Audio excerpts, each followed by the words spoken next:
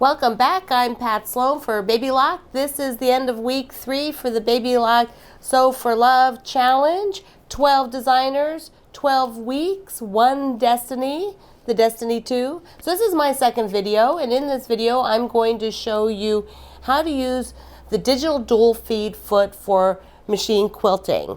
So you've had your project, you've been working on it, and what I'm going to do now is show you how easy the digital dual feed foot is to put on.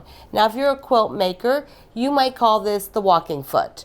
And for the Destiny 2, it is electronic. So I already have one foot on here, and we're going to just take this regular sewing foot off.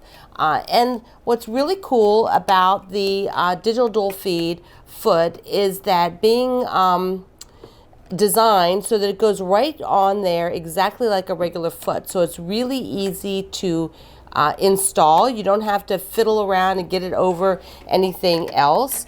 So I'm just going to slip it back here and put it around the screw where I took off the other foot. And I'm going to just tighten the screw up a little bit and then plug it in. Because it's digital, that means that it has some options for adjusting it for different fabrics and things like that. And I'll use the screwdriver to just tighten it up so it's on there good and ready. Now the digital dual feed also has different feet that you can have on it. And so they come off really simple like that. And when you would have put it on, you would just snap it back on there. Really easy. So this is the open toe foot because I want to see everything I'm doing when I'm machine quilting with the digital dual feed. And speaking of machine quilting, we're going to put the quilt under here, and I'm going to talk about how I quilted it, the stitch I used. So let me get that quilt all set up for us. So I have the quilt all set up, and I want to give you some tips on how to stabilize it for machine quilting that I do. These are things that I do. So first of all, what I'll do is come down into all the straight areas like here, and right next to the seam, I'll do sort of what I would call locking or setting stitch. It's just a straight stitch, and basically it's locking all these units so that there's no shifting of the batting and the different layers. Even though I basted it, I still feel like this locks everything into place.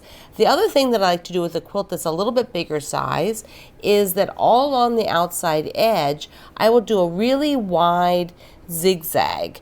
It's open and wide, and it's just on the edge here. It's hard on the black, but I use the black thread because the binding has to go over this, and just in case one thread is peeking out, it's not going to be yellow and show.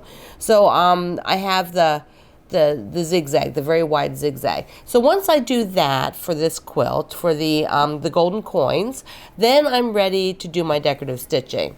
Now I have here the stitches that the stitch that I used, and it's a nice really open wave. You can see it really well on the gold, and then over here you can see it here too. Now what this is it is stitch number, I go into the second level of characters, and it's stitch 218.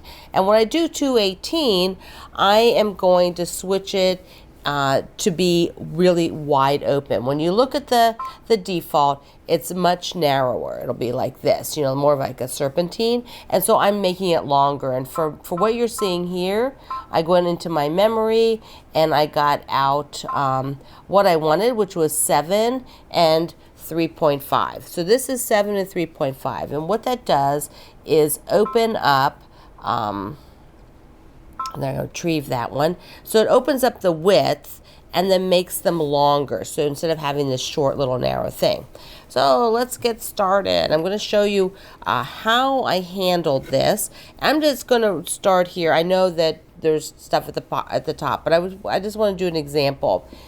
We have a laser guide on here. Isn't this fantastic? When you do this, you are able to follow along. So if all of a sudden you're stitching and it's doing this, you're going to see that. So you don't have to put painter's tape or anything else. You can just put the laser.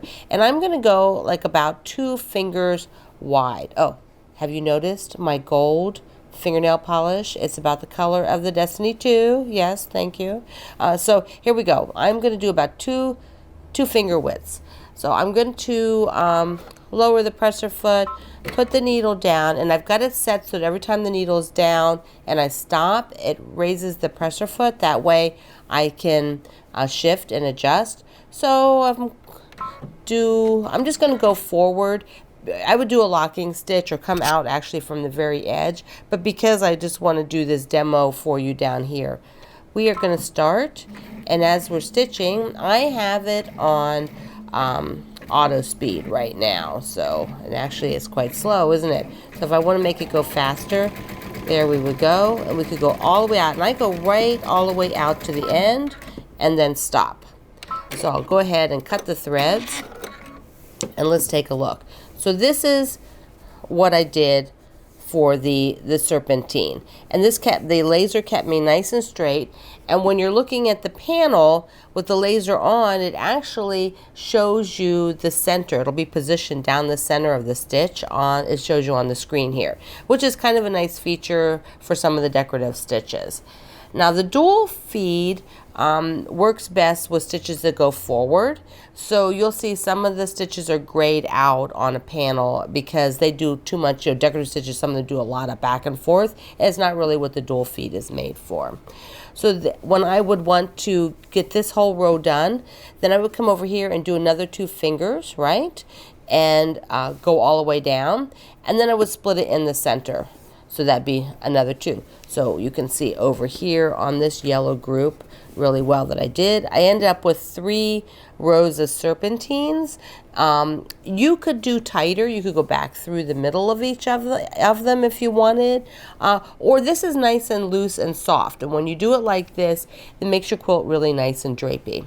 So once you finish all of your quilt and do all of the quilting on it with your digital dual feed, you'll be ready to put your binding on.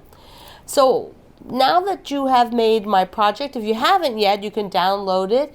All the details are down below. And then you can go to Babylock's website, babylock.com, and then do / for the Love of Sewing challenge. And when you go to that page, you can find all 12 designers and the projects that we're doing. There will be lots of videos. So it's so much fun. You're going to learn so much about your machine. I'm really excited to have been able to share my Golden Coins quilt with you and how to use the digital dual feed for Babylock. I'm Pat Sloan. We'll see you next time.